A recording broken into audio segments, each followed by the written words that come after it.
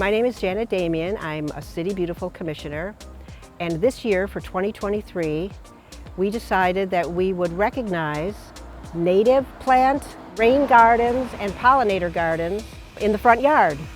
How we chose the addresses this year to be recognized is we requested that people nominate themselves if they felt as though they had a pollinator or rain garden that they wanted to be recognized. So we got some, not many, hopefully next year there'll be more, nominations from residents.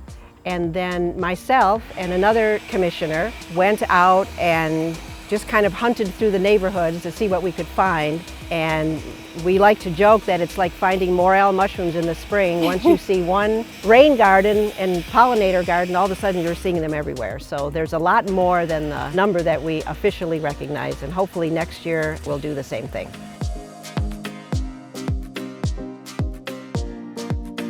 Being a first-time homeowner, I was just really excited to have my own lawn to put in a rain garden. Rain gardens are really important for helping keep our local rivers nice and clean, as well as the native plants help provide for pollinators and wildlife of all kinds. And it's been such a pleasure to see all that fun activity in my own yard. We planted it in the fall of 2021, I believe. So it's been growing and filling in ever since, and I've gotten even more butterflies, bees, and birds visiting. It adds a lot of value to my home, not only in aesthetic purposes, which I think the flowers are really beautiful.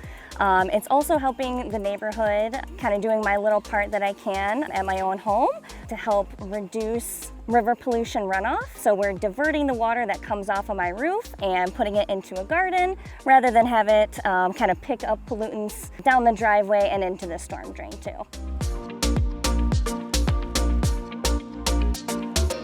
So here we are on Syracuse Street at my rain garden.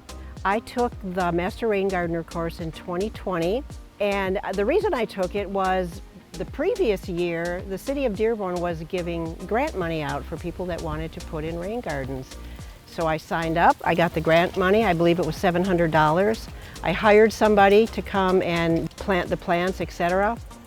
And then when I saw it growing, I knew I wanted to learn more. I wanted to understand more about the rain garden, how it functioned, and how to maintain it.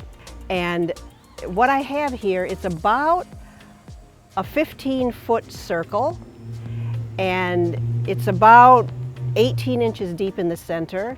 And if you do the geometry, it holds 100 gallons.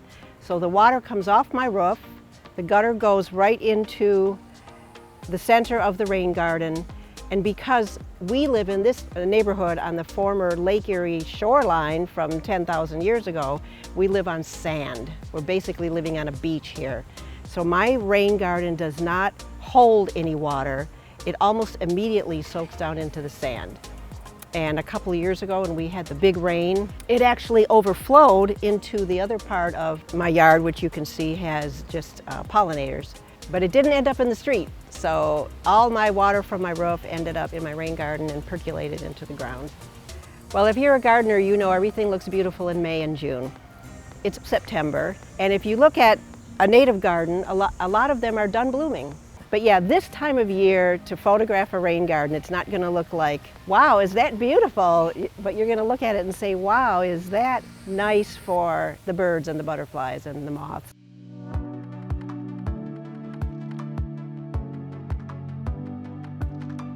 It started out, honestly, as a pandemic project. We were at home. We had always wanted to learn landscaping, and we decided if we're gonna do this, let's try and think about local wildlife and sustainability. So you had recommended I look into the Friends of the Rouge and their resources about rain gardening, and we got started.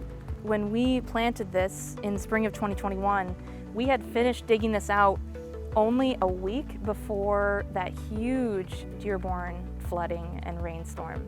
And almost every other house, all of our neighbors had water in their basement, and we had a completely dry basement. Yep. So what this does is it collects the water from the house instead of it landing and pooling right around the house. There's actually, well, this was your design, but it comes down the gutter and it's about 15 feet out from the house, and the water is all collecting in the rain garden. The rain garden will completely fill up and look like a pond during a big storm. but it absorbs all of it and it slowly then drains down into the earth right away from the house. And so we've had a completely dry basement ever since we installed this. She drew up a plan, shows kind of what it would look like and the layout. I did a little bit of math to figure out approximately how big and how much earth we need to move out to make the depression appropriate for the size of our roof. All pretty simple arithmetic.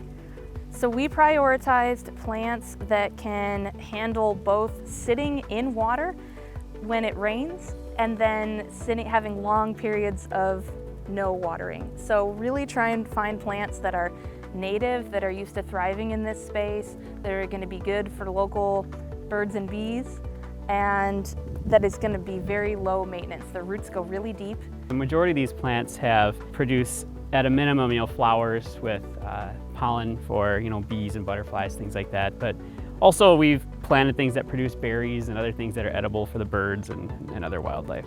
It's been really amazing. Ever since we planted these, I have learned so many species of bees, for example, that I've never seen before in my life. If you plant it, they will come. And it's really been fun to just sit in the backyard or in the front yard and see all these different species that I didn't even know existed. We got a little book of bees and we can identify them with our kids and see what we're attracting, and it's a lot of fun. I decided on a rain garden because it's good for our environment. There's so much building in Dearborn and so much cement. We just need nature. I mean, it's soothing, it's therapy for me after being in a bad accident. And it's a group project, and it's nice when people want to contribute or drop stuff off for me to plant and share. Plenty of pedestrians will stop and want to take pictures, which they do. Some will stop with their children to point out certain flowers, and when they're very inquisitive, I cut some and let them take some home. I love being able to see the butterflies, the hummingbirds that come by, the honeybees. Finally, we have bees, the yellow finches eating the sunflowers upside down, and listening to them chirp in the morning. It's delightful. Pollinator gardens help native bugs, native birds. Most of my plants, about 90%, are native to Michigan. Any flower can be a pollinator flower, but these are more built for the bugs that are native here. So this is basically becomes a way station for all your butterflies, your nectar-loving bugs and hummingbirds, and the seeds provide food for birds. So it's basically a restaurant for all your native animals, native bugs, native birds. I think you got to let nature do its thing and not try to be too perfect with it, and let it go.